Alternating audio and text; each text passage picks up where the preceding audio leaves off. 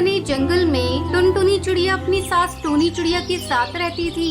टुनटुनी का पति बंटी कबूतर बैंगन बेचने का काम करता था। उसकी दुकान के बैंगन ताजे होते थे, जिसके चलते बंटी कबूतर की दुकान पर बैंगन खरीदने वालों की भीड़ लगी रहती थी।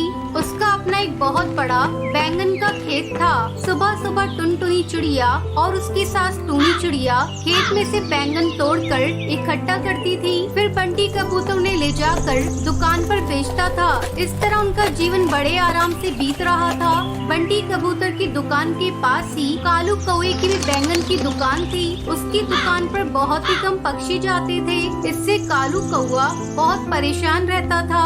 ऐसा क्या करूं जिससे इस बंटी कबूतर के बैंगन की दुकान बंद हो जाए। इसकी दुकान की वजह से ही पक्षी मेरी दुकान पर नहीं आते। कुछ न कुछ इंतजाम करना ही होगा। ऐसा सोचकर कालू कौवा बंटी कबूतर के बैंगन के खेत के चारों ओर जहर मिला देता है। जहर की वजह से उसके बैंगन के खेत खराब हो जाते हैं।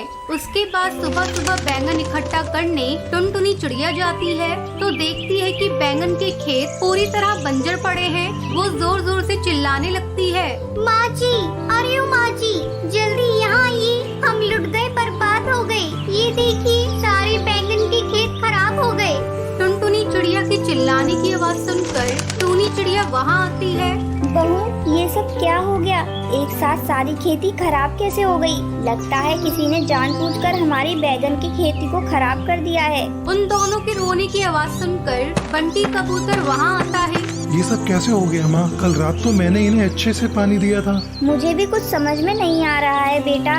इस तरह कई दिन गुजर जाते हैं। अब बैंगन के खेत खराब होने की वजह से बंटी कबूतर की दुकान बंद हो जाती है।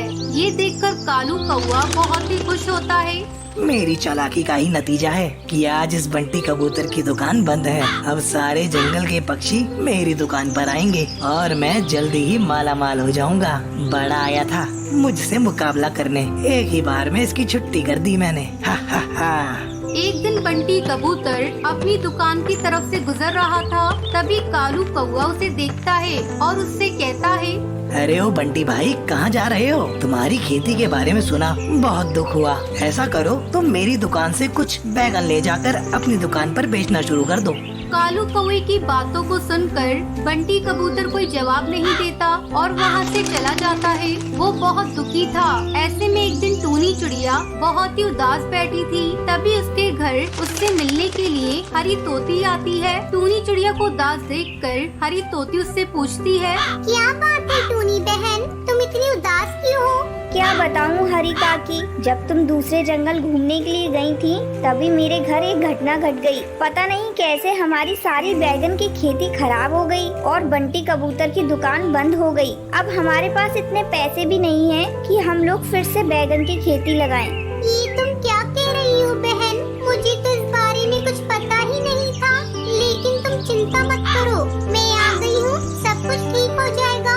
ये लो, मेरे पास कुछ जादुई बीज है। जब मैं दूसरे जंगल घूमने के लिए गई थी तभी जादूगरनी ने मुझे इस बीज को दिया था। तुम्हें पता है ये जादुई बैंगन का बीज है। मैं तो बैंगन की खेती करती नहीं, तो इसलिए ये मेरे किसी काम की नहीं है। इन बीजों को देने के लिए मैं तुम्हारे घर आई थी। इन बीजों को तुम अपने खेतों में बिखेर देना।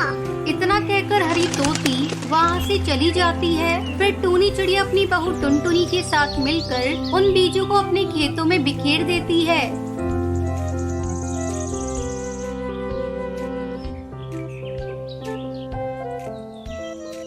अगले दिन जब वो लोग अपने खेत पर जाती हैं, तो उनकी खुशी का ठिकाना नहीं रहता। उनके पूरे खेत में बैंगन उगे हुए थे। दोनों सास बहू मिलकर जल्दी जल्दी बैंगन इकट्ठा करती है और बंटी कबूतर उन बैंगन को ले जाकर फिर से अपनी दुकान पर बेचना शुरू कर देता है। जल्दी उसके सारे ग्राहक फिर से उसकी दुकान पर आना शुरू कर देते हैं। फिर बंटी कबूतर अपने परिवार के साथ खुशी खुशी अपना जीवन बिताने लगता है।